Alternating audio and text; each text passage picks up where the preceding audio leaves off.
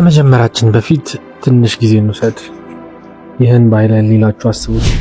በተስፋው ጫፍ ላይ ቆማችኋል። ለመድረስ 40 ዓመታት የፈጀ ቃል ኪዳን። ምድረ በዳው ከኋላችሁ ነው። የከናን ምድር ከፊት ነው። ነገር ግን በእናንተና በዕጣ ፈንታ መካከል የማይንቀሳቀስ ምሽግ አለ። በጣም ኃይለኛ ከተማ፣ ግድግዳዎቿ ሰማይን የሚነኩ ይመስላሉ። ይህ ኢያሪኮ ነው። ሙሴ ከሞተ በኋላ ኢያሱ የእስራኤል መሪ ሆነ። ወደ ተስፋይቱ ምድር ለመግባት ሲዘጋጁ የተመሸገችው የኢያሪኮ ከተማ የመጀመሪያዋ ትልቅ እንቅፋት ሆና ቆመች። ከተለመደው ጦርነት ይልቅ እግዚአብሔር ለኢያሱ ያልተለመደ መመሪያ ሰጠው። ኢያሱ ኢያሪኮን የሚሰልሉ 2 ሰዎችን ላከ። በረዓብ ቤትም ቆዩ። የኢያሪኮ ንጉስም ስለ 2 ሰላዮች ወሬ ደረሰው። ስለዚህ እነርሱን ይዘው የሚመጡ ወታደሮችን ላከ። የኢያሪኮም ንጉስ ሀገሩን ሁሉ ሊሰልሉ መጥተዋልና ወደ አንቺ የመጡትን ወደ ቤትሽም የገቡትን ሰዎች አውጪ ብሎ ወደ ረዓብ ላከ። ረዓብም ሰላዮቹን በጣራ ላይ ደበቀቻቸው። እንዲሁም እንዲያመልጡ ከረዳቻቸው በኋላ ቀይ ጨርቅ በቤቷ መስኮት ላይ አንጠለጠለች። ሰላዮቹም በገመድ በግንቡ ላይ ተንጠልጥለው ከወረዱ በኋላ ወደ ኢያሱ ሄዱ።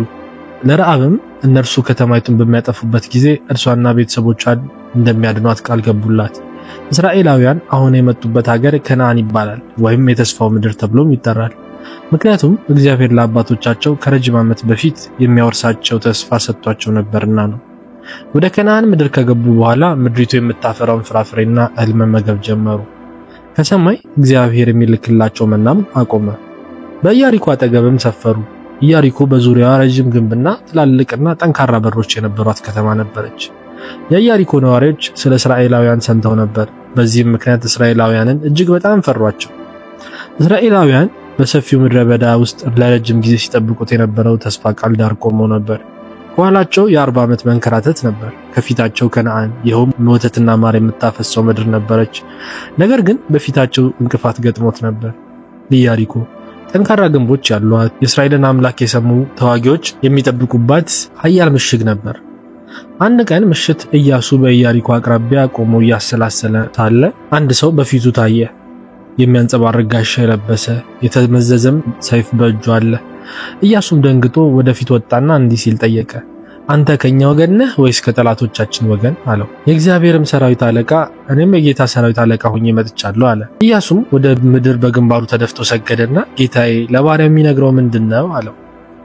የእግዚአብሔርም ሰራዊት አለቃ ኢያሱን አንተ የቆምክባት ስፍራ የተቀደሰ ነውና ጫማህን ከእግርህ አውልቅ አለው። ኢያሱም እንዲሁ አደረገ። ኢያሪኮም ከእስራኤል ልጆች የተነሳ ከተማዋ በጥብቅ ተዘግታ ነበር። ማንም አልገባም፣ ማንም አልወጣም። በውስጡ ያሉት ሰዎች ፍርሃት ያዛቸው እና ውጪ የእስራኤል መሪ ኢያሱ ሁሉን ቻይ የሆነውን አምላክ መመሪያ ይጠባበቅ ነበር። እግዚአብሔርም ኢያሱን አረጋገጠለት፣ እነሆ ተመልከት፣ ኢያሪኮንና ንጉሷን ጽኑዓን ኃያሏንም በእጃችሁ አሳልፌ ሰጥቻችኋለሁ። ሰልፈኞቻችሁ ሁሉ ከተማይቱን አንድ ጊዜ ይዙራት፣ እንዲሁም 6 ቀን አድርጉ። እስራኤላውያን ለ6 ቀናት አንድ ጊዜ ከተማይቱን እንዲዞሩ አዘዛቸው። 7 ካህናትም ቀንደ መለከት ይዘው ቃል ኪዳኑ ታቦት ፊት ለፊት እንዲዞሩ አድርጋቸው። በ7ኛውም ቀን ከተማይቱን 7 ጊዜ ዙሩ። ከዚያም ረጅም የመለከት ድምጽ ሲሰማ ሕዝቡ በታላቅ ድምጽ ይጩህ፣ ከተማይቱም ቅጥር ይወድቃል፣ ሕዝቡም ሁሉ እያንዳንዱ አቅንቶ ይገባባታል አለው። እግዚአብሔር ግንቦቹ እንደሚፈርሱና እስራኤል ከተማዋን እንደሚወስዱ ፈቀደላቸው። ኢያሱ የአምላክን መመሪያዎች ለሕዝቡ ነግሯቸው ነበር። እነርሱም በትክክል ታዘዙ። የነዌ ልጅ ኢያሱ ካህናቱን ጠርቶ የቃል ኪዳኑን ታቦት ተሸከሙ። 7 ካህናትም 7 ቀንደ መለከት ወስደው በእግዚአብሔር ታቦት ፊት ይሄዱ አላቸው። አንዋጋም፣ እንዘምታለን። ለ6 ቀን ከተማይቱን በቀን 1 ጊዜ እንዞራለን፣ በ7ኛውም ቀን 7 ጊዜ እንዞራለን። ካህናቱ የቃል ኪዳኑ ታቦት ይሸከማሉ። 7 ካህናትም ከበግ ቀንደ መለከት ይነፋሉ። ኢያሱም ሕዝቡን እኔ ጩሁ እስከምልበት ቀን ድረስ አትጩሁ፣ ድምጻችሁንም አታንሱ፣ ከአፋችሁም አንድም ቃል አይውጣ፣ በዚያን ጊዜ ትጮሃላችሁ ብሎ አዘዛቸው። በመጀመሪያው ቀን ሰልፍ ወጡ። ኢያሱም በማለዳ ተነሳ። ካህናቱም የእግዚአብሔርን ታቦት ተሸከሙ። 7ቱም ካህናት 7 ቀንደ መለከት ይዘው በእግዚአብሔር ታቦት ፊት ይሄዱ ነበር። ቀንደ መለከቱንም ይነፉ ነበር። ሰልፈኞቹም በፊታቸው ይሄዱ ነበር። የቀሩትም ሕዝብ ከእግዚአብሔር ታቦት በኋላ ይመጡ ነበር። ካህናቱም እየሄዱ ቀንደ መለከት ይነፉ ነበር። እንዲሁ የእግዚአብሔርን ታቦት አንድ ጊዜ ከተማይቱን አዙረው እነርሱም ወደ ሰፈሩ ተመልሰው አደሩ። በሁለተኛው ቀን እንደገና ዘመቱ። ከተማይቱን አንድ ጊዜ ዞረው ወደ ሰፈር ተመለሱ። ቀን 3፣ ቀን 4፣ 5ኛ ቀን፣ 6ኛ ቀን እስራኤላውያን በመታዘዛቸው ሳይታክቱ ቀጠሉ። በ7ኛውም ቀን በነጋ ጊዜ ማልደው ተነሱ። እንደዚህም ሥርዓት ከተማይቱን አንድ ጊዜ፣ 2 ጊዜ፣ 3 ጊዜ አራተኛ፣ አምስተኛ፣ ስድስተኛ 7 ጊዜ ዞሩ። በዚያ ቀን ብቻ ከተማይቱን 7 ጊዜ ዞሩ። በሰባተኛውም ጊዜ ካህናቱ ቀንደ መለከት ሲነፉ ኢያሱ ሕዝቡን እግዚአብሔር ከተማይቱን ሰጥቷቸዋልና ጩኹ ሲላቸው ሕዝቡ ከፍተኛ ጩኸት ፈነዳ።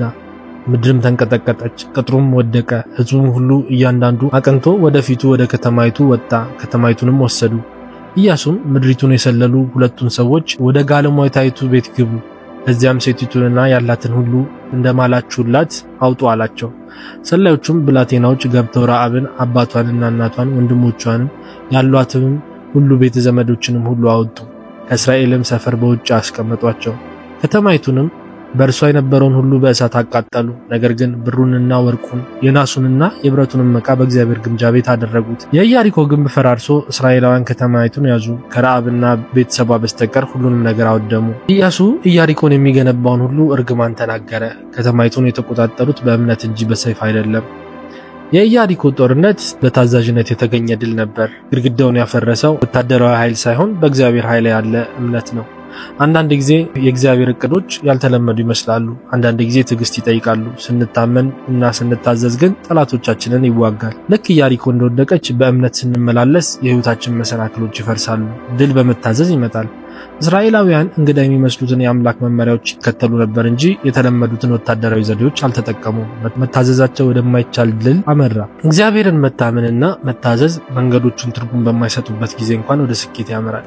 እምነት ትዕግስትና ጽናትን ይጠይቃል። እስራኤላውያን ውጤቱን ከማየታቸው በፊት ለ7 ቀን ያህል ሰልፍ መውጣት ነበረባቸው። ጽናታቸው እምነትን አሳይቷል። የእግዚአብሔር ተስፋዎች ብዙ ጊዜ መጠበቅና የማያቋርጥ መታዘዝ ያስፈልጋቸዋል። እግዚአብሔር ለሕዝቡ ይዋጋል። ጦርነቱ የእስራኤል ሳይሆን የጌታ ነበር።